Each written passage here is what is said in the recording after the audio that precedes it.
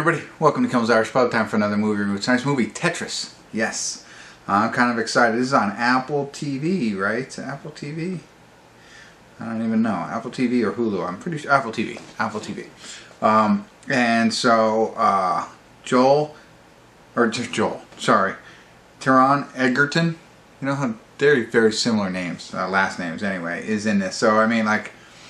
There's not many actors that I probably won't watch, but he's one I really like, he plays. I don't know if he plays the inventor or the another guy. There's two guys in this movie who basically help bring Tetris from Russia to make it global, and this is that story. An hour and 45 minutes long, little long for a weeknight, but whatever. 7.4 on IMDb, 11,833 people.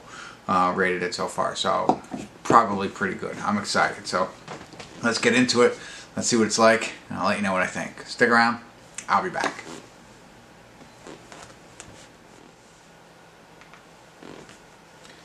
Hey everybody, I want to do a quick check-in here. We're watching Tetris. We're at the 54-minute, 56-second mark. I wasn't sure if I was going to do a check-in on this one, but things just keep popping up that I want to talk about, right? So, what's his name? Our main actor that is escaping my mind, who's a great actor. Is it Trevon? I can't believe. Yeah, Taron. Right. So he plays. So he wasn't the developer of the game. The game was developed in Russia, right? By Alexis, something like that. Anyway, he is a developer in his own right. Develops his own games and was trying to sell them. And stumbled across Tetris and tried to buy the rights for it, and successfully bought the rights in his eyes. But what we come to find out is it's really like a jumbled mess, right? There's Mirrorsoft is involved, Nintendo, Sega, an individual contractor or a licensing guy. It's like all over the place on how this all works, and it takes place. I think it started in 1988 is when this is all going down, and so like, you think you sign a contract, and then people say no, I never signed that, and so you don't really own the rights, even though you developed a game and you're starting to distribute it. It's like all over the place, and there's not just the arcade game rights, there's the computer rights, there's individual console rights. And then there's handheld rights, because this is when they came out with Game Boy. So all of that's going on, and it all has to go through Russian government, because the guy who developed it was in Russia, but he doesn't even get paid a dime for developing any of this. It's crazy, right? Just to think of this. And again, this is in the 80s, and communism, and a whole bunch of stuff. So I'm watching this, and a couple of things that jumped out at me. One was our main character is Hank, right? And like, just seeing he lives in Japan, has, I want to say, 6 kids, a Japanese wife, Japanese family, right?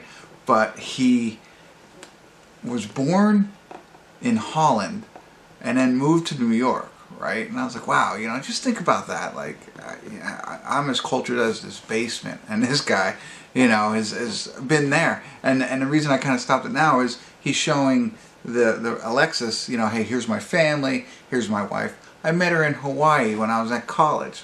You know what I mean?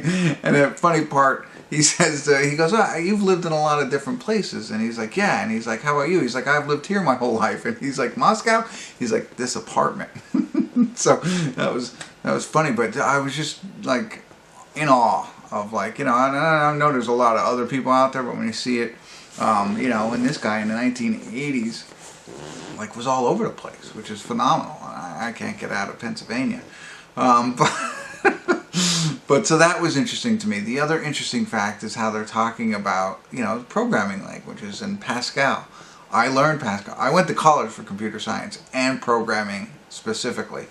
C, C++, all that jazz. I really thought, like, I originally wanted to be a video game programmer, but I then wanted to be a cartoonist. I wanted to make, cartoons out of programming. I just wasn't that good at it, so of course I didn't do that. And then I got hired into an internet company, which was a technology-based company, but kind of limited my continuation of being a programmer. I'm not sure if I would have enjoyed that life or not, but anyway, back to this. That's what I went to school for, and it's funny as they're talking about it and stuff like that, and it's like, boy, I remember that. I'm trying to get the ball to bounce, all that fun stuff. So anyway, very interesting stuff, you know, and of course he's phenomenal. And we'll see where, and just learning, you know, just thinking about like the restrictions, like going to Russia. Like the guy says, there's one last thing I'll leave you with, because I know there's going to be a long review, but can I come over to your house for dinner? He says, no, you're not allowed to have foreigners in your home in Russia. You know, so craziness like that. And anyway, so I'm going to get back to it here. It is really interesting thus far, and I got another half to go. So stick around, I'll be back.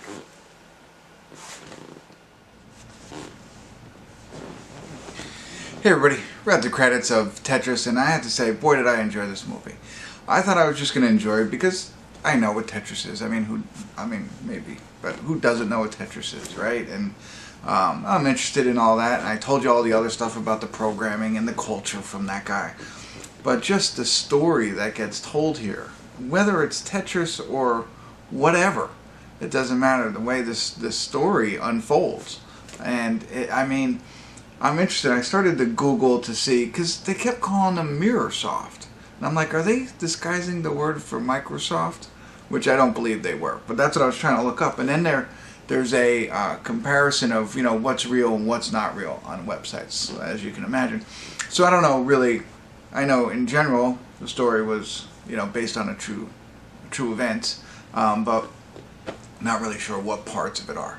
If it's kind of true, which, you know, the ratings kind of suggest to me that it is, what a crazy story that they went through, and I'm surprised it's just being told now, but it was done so well.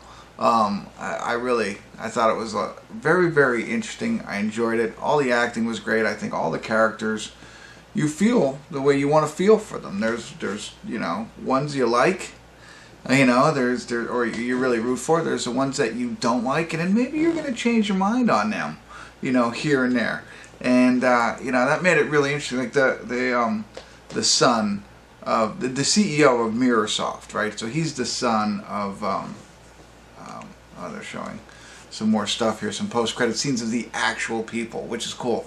I always say, I would jump in real quick. I always, based on true stories, I like to see the words of what happens after this. We got that, and the pictures, or at least some reference to the people who really went through all this, and they have all that. So, and they're showing more post-credit scenes, so stick around for that. Anyway, the son of the overall billionaire, he's the CEO of MirrorSoft. I mean, the actor played the character really well, because you don't like him.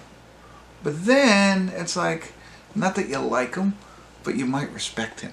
You know, so I'm showing this excitement because I talk about this all the time.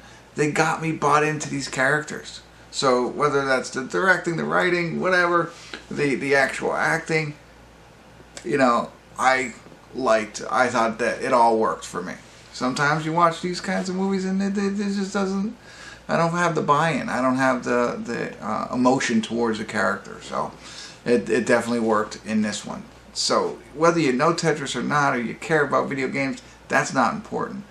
If you're interested in to see what it was like in 1980s with Russia and licensing and the, you know, KGB and the Kremlin and all that kind of stuff, and you're interested to see what people went through back then and how business was done, this is worth the watch. So there you go.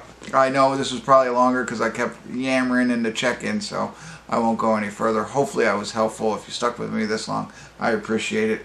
I'm a 7 or an 8 on this one, if you're here that long. So there you go. Take that. Check it out. Apple Plus or whatever it is. Son, you know. Or, yeah, you got it. All right, thanks for tuning in. Kimmel's Irish Pub.